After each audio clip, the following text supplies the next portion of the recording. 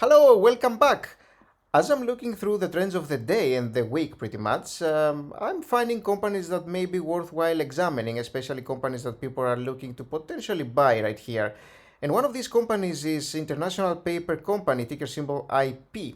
I wanted to take a little bit of a closer look again because the company is trending right now. And if you take a look at the stock news here, you will see that they do have some Russian exposure, which is interesting to know about. And this is a very, very handy thing about the stock news module here. You can pretty much open this up and see very, very quickly even the titles of the news pieces here and kind of give you some information about what's going on with the company. And so, yeah.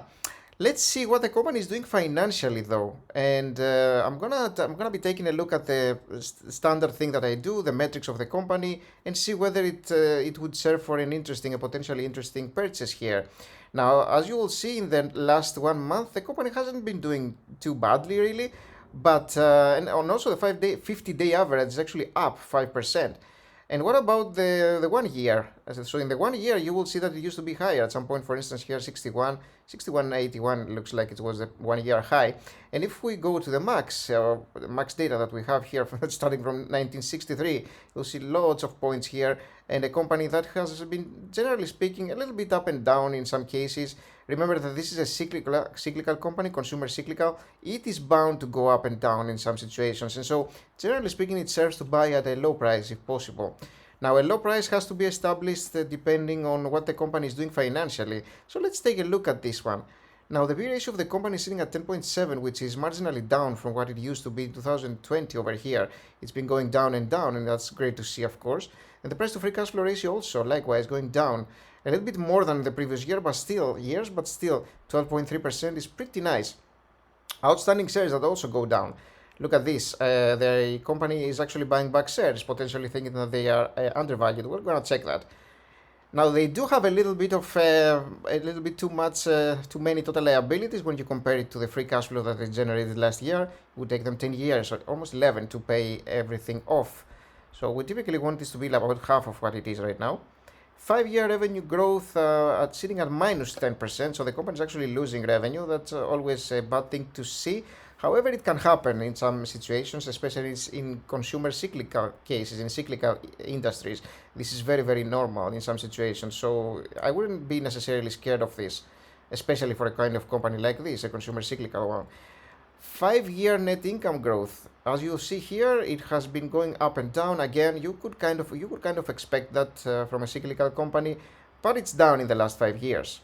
Now, the 5-year free cash flow growth has been more than what it used to be, but decreasing in the past year or so, past couple of years.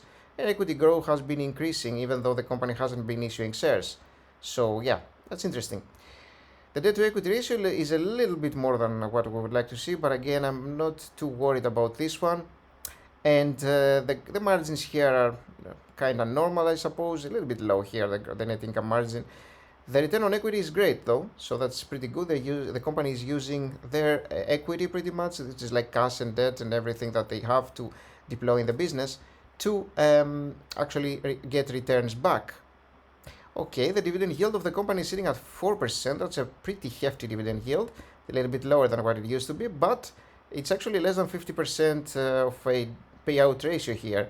And if you compare it to the free cash flow, it's about 50%. With the payout ratio is 42.5. It's marginally where I would want it to be, and less than that, of course. So I think for a while they should be able to actually have no troubles with their dividends. Let's take a little bit of a closer look at the financial statements, see what's going on there. From 21 billion to 19, this is a little bit problematic because the company has been losing revenue over the years, as I mentioned, and it's actually a few years that this has been going sideways, actually even downwards, really. And the net income of the company, 2 billion to here, 1.2, 400 million here, and then back to 1.7. Again, you would kind of expect this kind of price action from a cyclical company. These kinds of companies I like buying at a low price, that's the thing. Very, very important. And I can wait for a little while, as long as they are solvent and they have good assets and all that. I'm fine with waiting a little bit for the reversal. Now the total assets have been going down and the liabilities with them, but the total equity, generally speaking, moves upwards, which is something that I really, really like to see from such companies, sitting at 9 billion almost. And the cash flow statement here, positive net income 1.7 billion. 2 billion is the net income provided by operating activities, the net cash, and a lot of depreciation amortization, the 1.21 billion that's extracted from the net income, is added back here to the cash flow statement because it's not a cash expense. And the investing cash flow here is actually very positive, which means that the company, they have actually acquired something here. You can, of course, discover the details if you want to, but they have made an acquisition back in 2021 at some point. And cash from financing activities is going negative, which is a good thing because the company is paying back some debt. That's great to see. The cash that the company has is about 1.3 billion here, pretty nice. And the free cash flow from 300 million to 1.4 billion, but it used to be better. As you see here, it's going marginally down this year. Okay, let's take a look at the stock evaluation tool. What's going on here? So the 5-year average has been negative growth here, pretty much negative every year it looks like in the past 3 and 5 years on average. It's only 2017 and 2018 that has been positive here, 3 and 7. I'm gonna go conservative, but positively conservative. So 1, 2, and 3. I don't want to go negative really. I can actually just stay low and see where that takes me.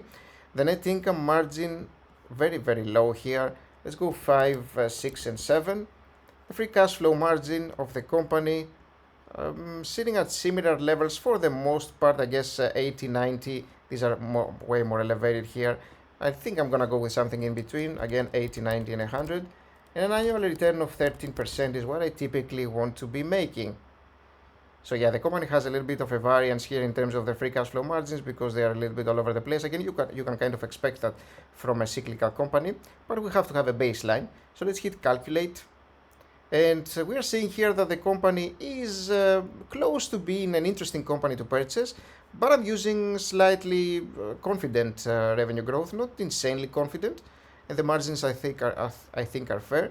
So I think for this company it would make some sense to potentially get some maybe near 35 or so, somewhere in between here, maybe 30 to 35, in order to have a margin of safety and also wait for it to potentially have a down cycle and then come back up. So if it has a down cycle and it goes near 30, I'd say, this is when I would consider buying this company and hold it for the longer run and just wait for it to reverse.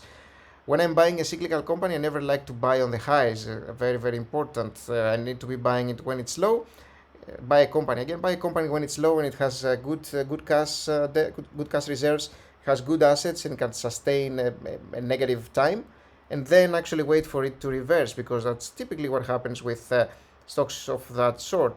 And as you'll see here, we're sitting here, and practically speaking, this is a little bit expensive for the usual cycle that I'm seeing here. I'm probably going to get it somewhere around these levels, exactly what I was saying earlier, around 30 to 31, basically on their resistance levels for the most part.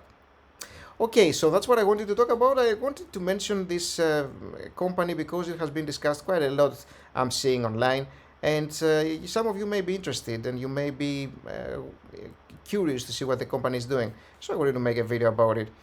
If you did like the video, if you did enjoy, please remember to leave a like and subscribe. Tomorrow, in a few hours really, I'm gonna be giving you access to this tool, letting you know how to get access, and so you may want to be around for when that happens. Thank you for watching the video, and I'll see you in the next one. Bye.